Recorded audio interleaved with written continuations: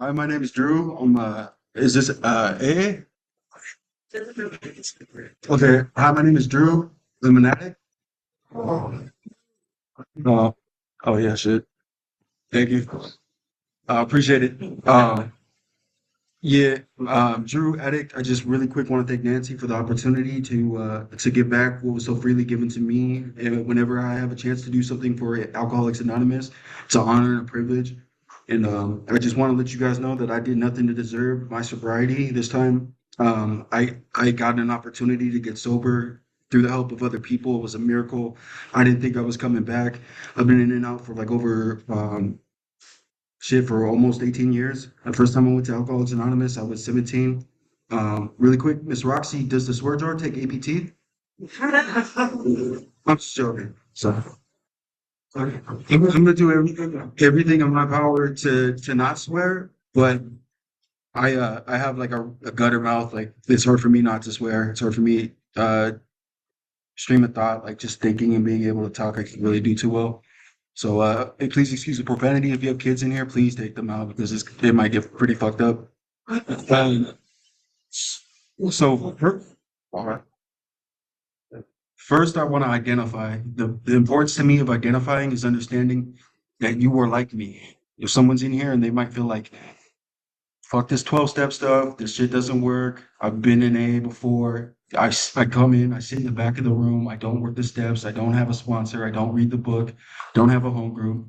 Like, if you're that guy, I want you to know that this does work. You can get better, you can get sober. Anything that was stripped of you in your addiction, you can get back, or you can get something equally as valuable.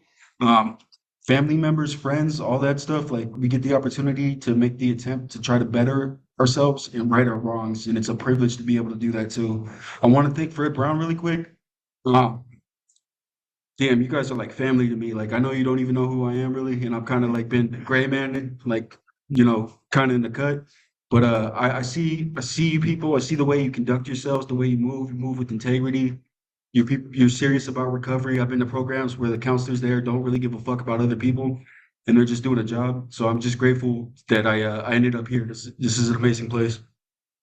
So first, I'm gonna identify.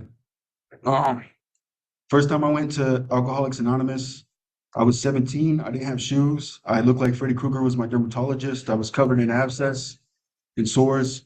I looked really bad. It was a I just the week before I came, on Friday night I nodded out with a cigarette in my mouth and it fell into a bag of Jack in a Box, and I set my friend's girlfriend's car ablaze. Um, and then that Saturday morning, I was completely out of substances that I would use to sustain me. I prefer my alcoholism is taking me to opiates and stimulants, but that's where it took me.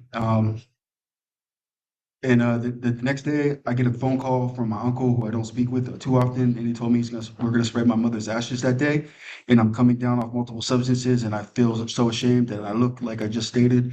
And I go to the liquor store with the little bit of money I have left, and I buy two club martinis because I need anything to get me through life. Like literally, I need to be able to like I can't be me. I don't know if you identify with that, but like I can't show up for life. I can't participate. Um, and so I show up, and my family sees the state I'm in. Last time they saw me, I was 300 pounds. Now they see me, I'm like 160. I look, really bad. Um, and they're concerned and worried about me, but I'm too selfish to see that. And any attempt of them trying to help me, I'm not receptive to.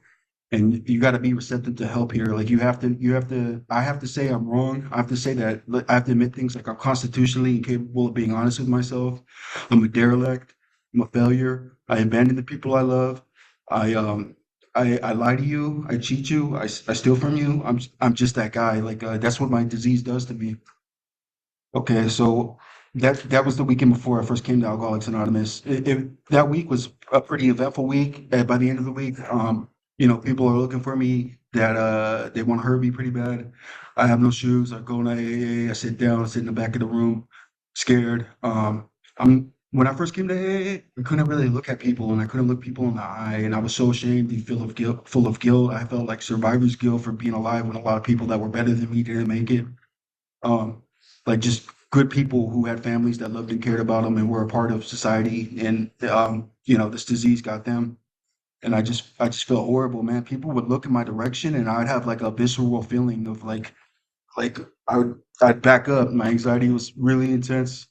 Um, People will look at me with this look of pitiable, incomprehensible demoralization. So you see pity and contempt on a person's face at the same time, which is like it's I can't do it, but it's bad. When you see that face, you know you're like, damn, dude, my life is in the gutter. Like I'm seriously. Anyways, I identified enough. I feel. Uh, Let me talk about the solution, or let me talk about what happened. So I was in and out for several years, and then eventually, by the age of 30, I went to rehab. I went to rehab looking like I normally look. I had abscesses all over my body. I had them in areas that I'm not going to share from the podium. Um, yeah.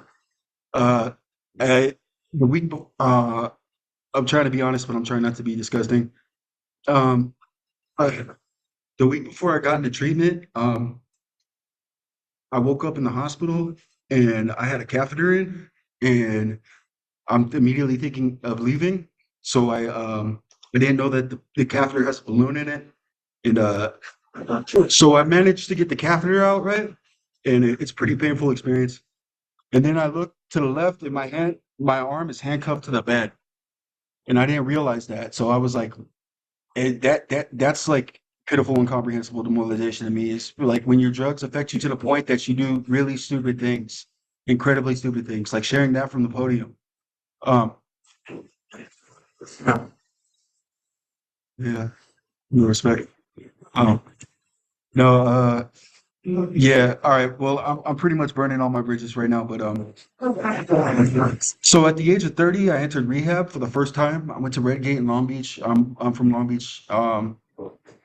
Uh, you know, and there I kind of experienced what treatment was like. And the thing with treatment is that it gave me physical sobriety. It kept me sober long enough in a contained situation. It's a 3-month program. I stayed for 6.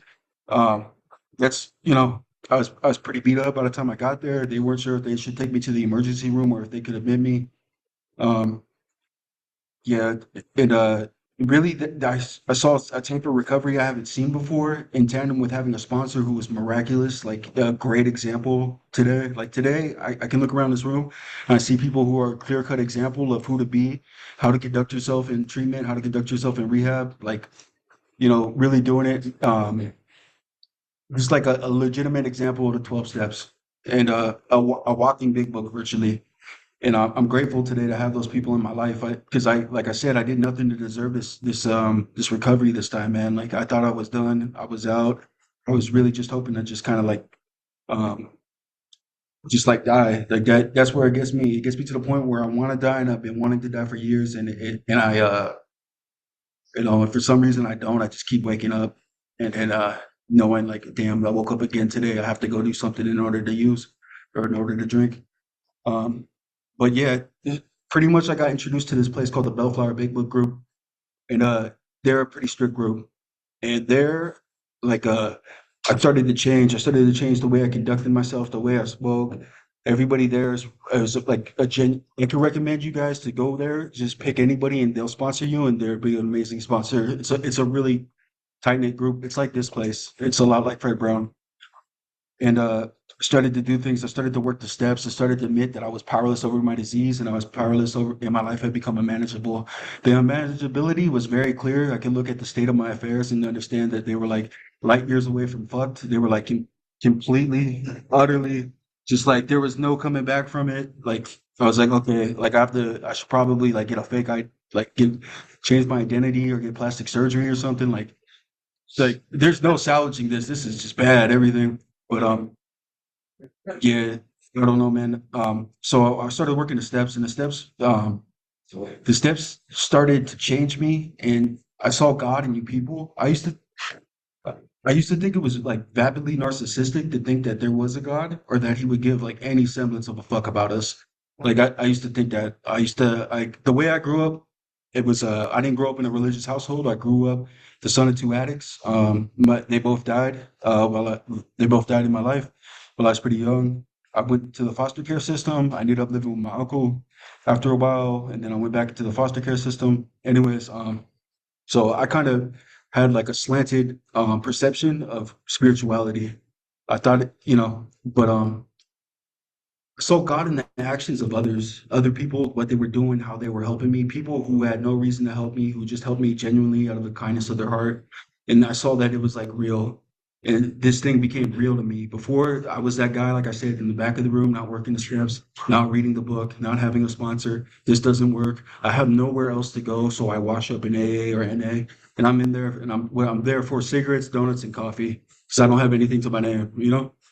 And yeah, people just did stuff genuinely from the kindness of their heart, and I never experienced that. That was like a really big thing to me. And I saw people come in like me with no shoes, and within 5 years, they have a family, they're buying a house, they have a career, they own their own business. Like I saw miracles in AA is what I want to say, and that made God real for me. That made God like a tangible I can hold in my hand. There's a sense of God. And once I started believing more, like once first I had to just be beaten up bad enough to be receptive to get the help. I had to have God appear in my life in the form of other people to help me, and then I was able to buy into this thing, and this thing became real. Um, so yeah, I think that's important. If you're new here, get a sponsor, work the steps, get a big book. Um, if you find yourself in that book, if you identify with what's in that book, then you're saved, man. Virtually, like you have the opportunity.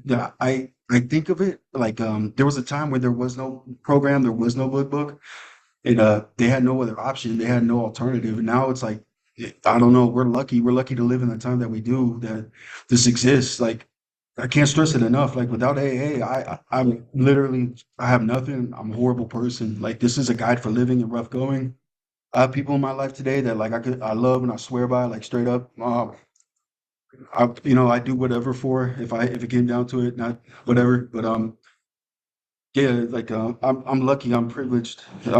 If you're here, you're in the best place you can be. I'm pretty sure there's nowhere else you can be that's gonna offer you like an opportunity to change your entire life. Um, so yeah, I worked the steps. I got a sponsor with the program. Eventually, what happened was I stopped working the program. I started to rest on my laurels, and things, I eventually went out. I tried to get sober again. This happened for a little bit, and then I got sober for a little period of time, and then my brother died the same week as a good friend of mine who was in the program. This guy was the guy who picked me up and took me to my first meeting when I had no shoes. What's that? 1 minute? Okay. Um, cool. Yes. So it affected me. I didn't talk about it. I didn't share. I don't want to see people to see me in pain. I don't know, you know, so it took me out and I was just ready. I was done. I prefer fentanyl and stimulants, so I was pretty set on like just going out. And I had two people in my life who still cared about me, and that was my sponsor and that was my good friend. And my good friend worked at this recovery center and was like, "Bro, this is a real place. They're really serious about recovery here. You got to come." Like this is like, it has the same kind of vibe as the Big Book Group. Like they're really serious about recovery. You'll have an opportunity to get sober. You can do it again. It's possible. And I didn't believe them, but I was like, all right, yeah, man, because I owed it to them just based off of what they've done for me in my life. They showed up for me when I couldn't show up for myself, and AA will do that for you. Like these people are, you guys are gonna be thick as thieves if you get involved in the program and stuff. You're gonna look at these people like your brothers and sisters in a war against like this disease, man. But how much time I got? Is that it? Yeah. Okay. Um, yeah, so if there's anything I could say, I hope that you guys are influenced or you feel like in some way like this might work for me. If you think that to yourselves, that's more than I can hope for, honestly. Um, yeah, the program works. Work the program.